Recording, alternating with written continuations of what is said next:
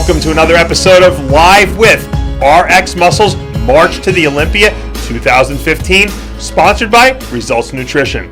I'm your host, Dave Palumbo, and I'm here in studio with none other than IFBB Pro, Jon DeLarosa. How's it going? What's going on, Dave? How are you? Hey, I like when I get guys right next to me because I can look into your eyes and I can see what's in your soul, so to speak. Hard to do that on TV. Yeah, people tell me you could kind of read through me, so. Now, you had this is perhaps your best year ever. I'd say so. But you actually did the least amount of shows you've ever done, too, which is nice. Quality you went for instead of quantity. Yeah, I mean, I think Chris and I kind of saw what happened last year. And towards the end of the year, I was just really run down.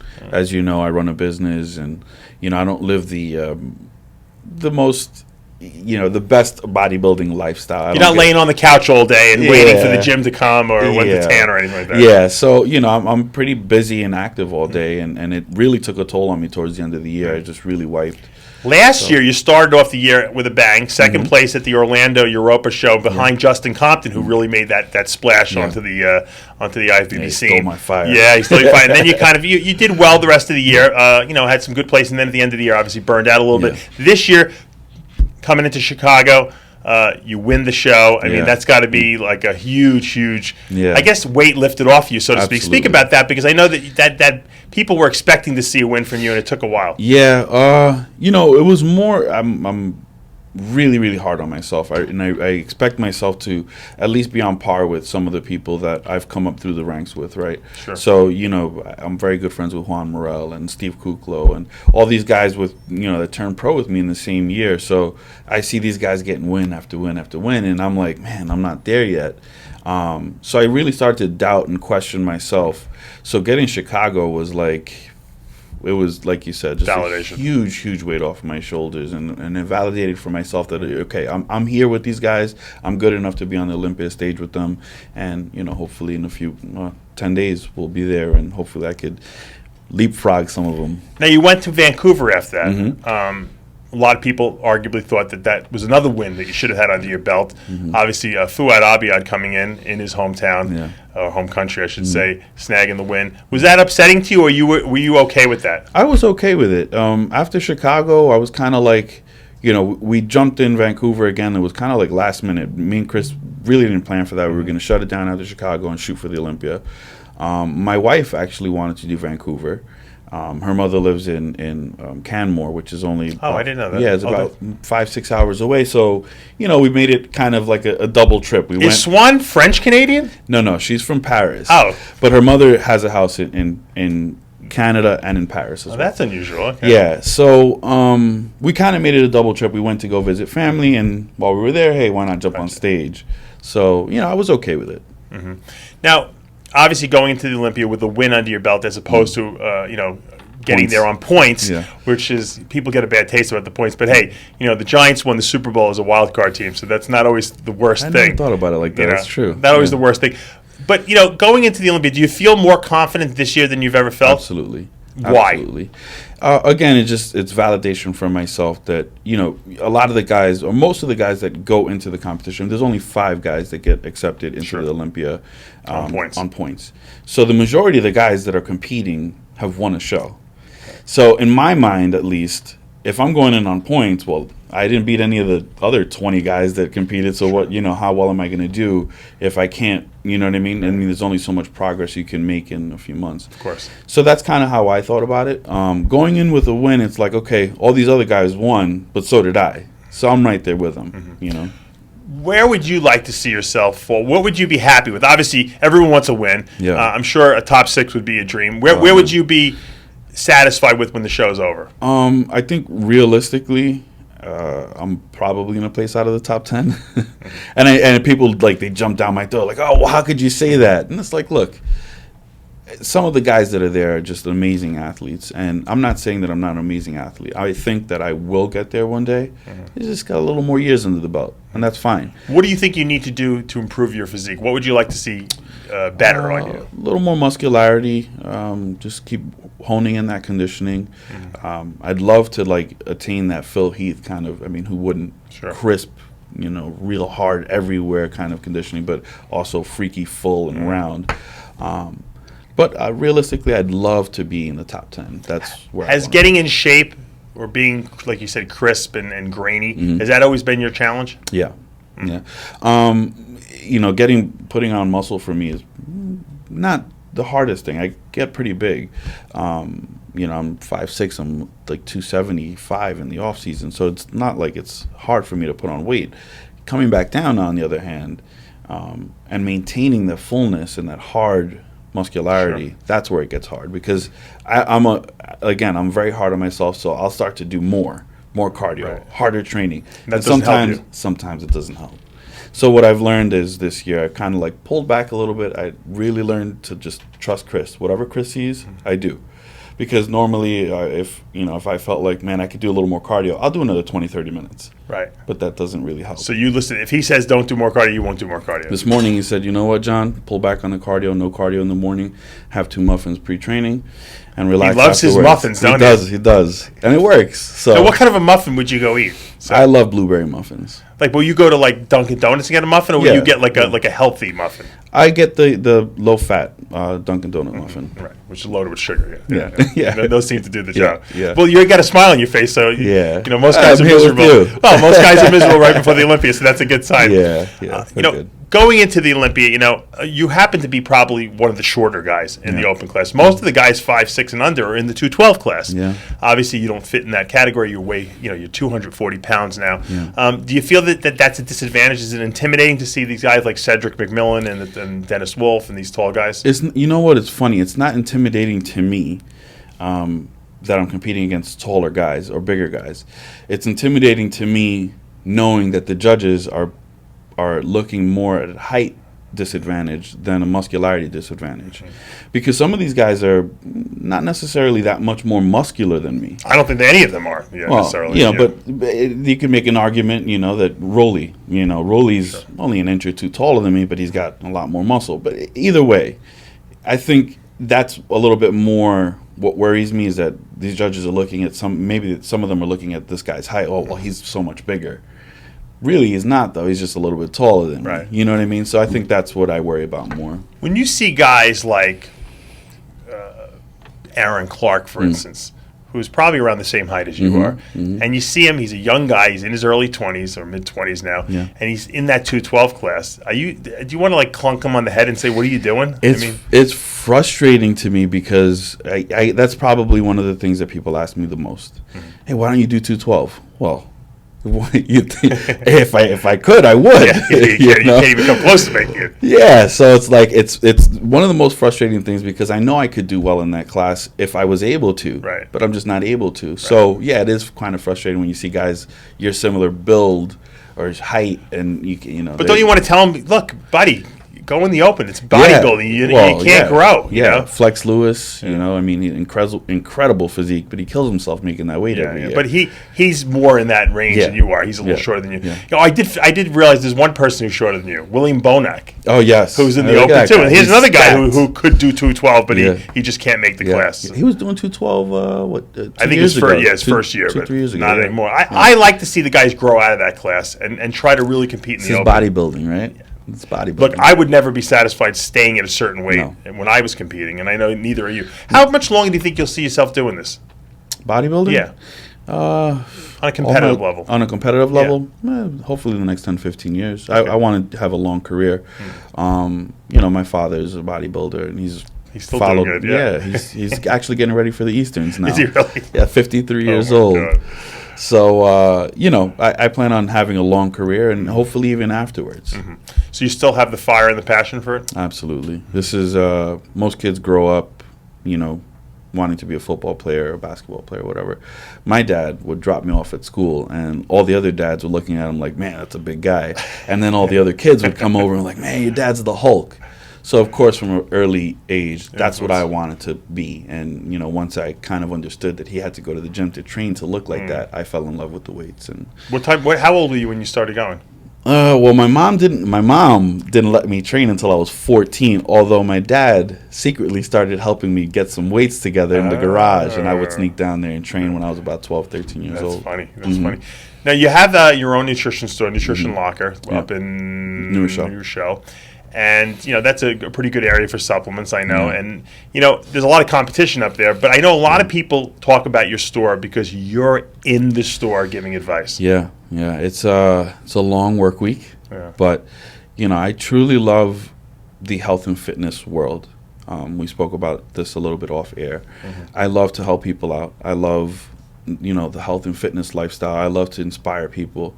And I'm not just saying this to be cliche and be the, hey, look at me, I want to inspire people. I truly love to, I've helped people come down from 300 pounds, obese, diabetes, heart problems, and get them in shape, and they're forever thankful. Oh, that's the most rewarding, I always say. And to me, it's like you just gave somebody their life back, and that's really more important than anything, that I have right now. It's being able to show people, look, this is attainable. You can do it. Mm-hmm. You just need somebody, to show you the right way to do it. Do you have regulars who come in and Absolutely. Just to see you and hang out? Yeah, we have people come and hang out all the time, and just, talk about bodybuilding, talk about work, relationships, whatever it is. It's actually a really cool atmosphere. I think that, for a while, all the nutrition stores went to the big vitamin shops and they went to GNCs, and it looked like the mom and pop or the smaller places were going to go out of business. But I think now with the internet, with people shopping on the internet, I think it's the vitamin shops and those stores become almost less relevant, and the mom and pops become more relevant because now people want information. And I'm sure you give out a ton of advice every day. Yeah. I mean, a lot of people, like we just said, come into the store and they look at me and they're like, wow, this guy must know what he's doing. Mm-hmm. Whether you're into bodybuilding or not, you just take a look at somebody and you see that they're in shape. My wife is also there all the time, so females come in and they're automatically like, I want to look like you. What do you take? Or what do you do? And my wife, tells them, look, this is how we eat, and most of them walk away. Sometimes we don't even make a sale. And me and my wife That's good, because then they come back. Because me and my wife are okay with that, because if somebody can walk away thinking, man, those guys were really nice, and they really gave us a lot of information, we want to go back there. We're going to support them. Sure. So that's really what it's about for us. Now, how difficult is it for you and Swan to diet at the same time, I guess, because she just did the Atlantic City Pro Show, where, congratulations, she came in third place. She looked great. I mean, it might have been one of the most difficult lineups of the year. Any other day of the year, she would have walked home with a victory event at the Olympia. But, is it tough, because you guys have a busy schedule, you're at the store, you guys got to go to the gym, so I'm sure you're going twice a day with cardio. How do you guys interact? You don't butt heads or anything? No, you know what? My wife is, you probably know this as well, but my wife is my best friend. We don't really argue ever. I don't think we've ever had one serious argument. We've been together for 6 years. Mazel tov. Yeah, it's I'm really, I wear my heart on my sleeve, and she does as well. So it's easy for us to communicate. Gotcha. If something starts to bother us, we just put it out there. Hey, look, this is bothering us, and it just works. Right. I'm not the type of guy who, just because I'm on low carb, doing 2 hours of cardio training, I'm not the kind of guy that's gonna take it out on the world. Right. If anything, if I don't feel great, I just keep my mouth quiet. Yeah, well, sometimes women don't like that, though, because you're not expressing yourself. Well, they say, I do that too, and I get yelled at. I'm like, I thought I was sparing you my miserableness, and they're like, no, I want to know about it. No, my wife is very understanding, because she actually lives the life as well. Sure. So she understands, all right, well, John's not happy because he's not having carbs today. Right. So it works. It works, and dieting at the same time, not a problem? Not a problem at all. When it becomes an issue, it's pretty funny. It's more of like when we're running out of food and we got to cook food again. It's like, who has the last chicken breast? I see. So that's pretty much show is more important. Yeah, higher priority. Yeah. There we go. So, talk to me a little bit about your feeling about coaches. Obviously, I know you've been with several different coaches over the year. I know Chris and Aceto and you have a good bond. Yeah. You see eye to eye. What makes Chris the right match for you? I've been through several coaches, and some of them have been great, some of them not so great. What I love about Chris, he's a good man.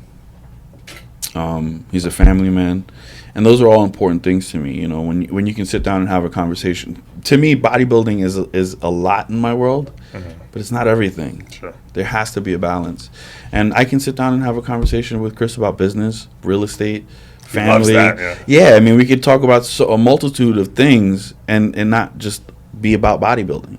And he's just, like I said, he really cares about his athletes. And he's the first person that I was able to sit down with in a competition. And my dad said it the best way. Watching Chris work at the Brazil, at the Orlando Pro in Brazil, was watching a artist finish his masterpiece.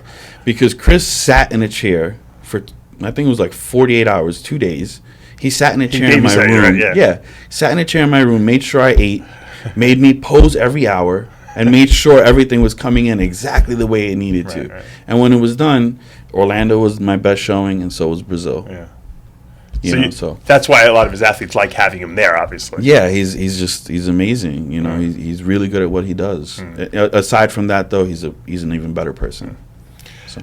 Answer this for me, because a lot of people always have asked me this for many, many years, and I didn't know how to answer it. Obviously, now my wife is pregnant, and we're going to have a baby in January. Congrats, I didn't know. Yeah. Awesome. Will we ever see a little DeLarosa at some point? Is that something in the My wife and I are planning for, hopefully after the Olympia, we're going to start setting everything up. And wow, really? That quick? Yeah. I didn't even know. I just threw it out there. Yeah, we've been married now for 2 years, and the business is doing well. We have our home. I'm more of the financial planner. Yeah. My wife likes to spend a little money. Yeah. So, but I feel comfortable with where we're at right now, and I feel like it's time for us to, take that step. And she's cool, like not competing and stuff like that, because it's a break in the it's funny, routine. Most people didn't know, but last year she didn't compete, and a lot of people asked why. And we were trying, it just didn't happen. Right. Now, a lot of people know that my wife was in ballet for 20 years. Okay, I didn't know that actually. Yeah, no. She was in ballet for 20 years. She was good name for a ballerina, Swan. Holy mackerel! So she did ballet back in France for, all her life. She did hip hop, jazz. She actually danced at Madison Square Garden. Wow. So she did a lot of stuff. She was always very active, but she wasn't always regular. Mm-hmm. Period-wise, because they have weird food, things going on. So we ran into some complications, and she said, "Okay, well, I'm not going to stress myself out over this. I'm going to compete again." She came back this year, and now she's ready to give it another go. Well, you guys are young too, so it's not a big deal. If I could do it at 47, believe me, you're well. I told Chris he's crazy because Chris is a year older than me, and he wants to have more. Oh, he's nuts. Yeah, he's like, I love kids. Yeah. I said, you got 3 already. He was sending me videos of his youngest doing the shot put. Oh, really? The funniest thing, yeah. Well, he sent me videos of his youngest doing the wow, Steve Blackman wow, which I thought was way funnier than the shot put, but that's just me. Quirky, but well, look, we're looking forward to seeing you up on that Olympia stage. I do truly believe that this year will be your year. I think last year, like you said, you ran yourself down. I saw it happening as the year progressed a little bit, but I'm predicting top 10 for you this year. Actually, I predicted top 8 in Muscle in the Morning, but I'm going to say a definitive top 10. I believe in you. I think you got a great physique. I think you've won. Probably should have won a lot more shows than you have won so far.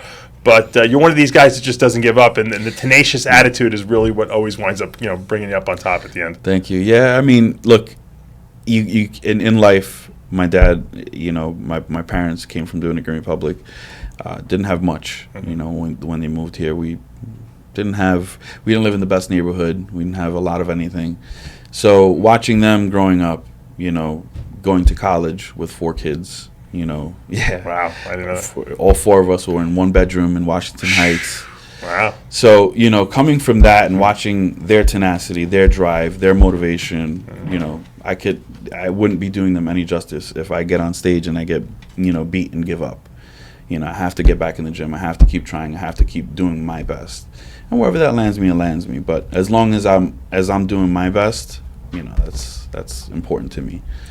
Wise words from a very passionate man. Jon DeLarosa will be up on the Olympia stage next week on Friday night and Saturday night. We'll see him at the finals. For now that we were out of time for another episode of Live with RxMuscle's March to the Olympia 2015, sponsored by Results Nutrition. We'll see you next time.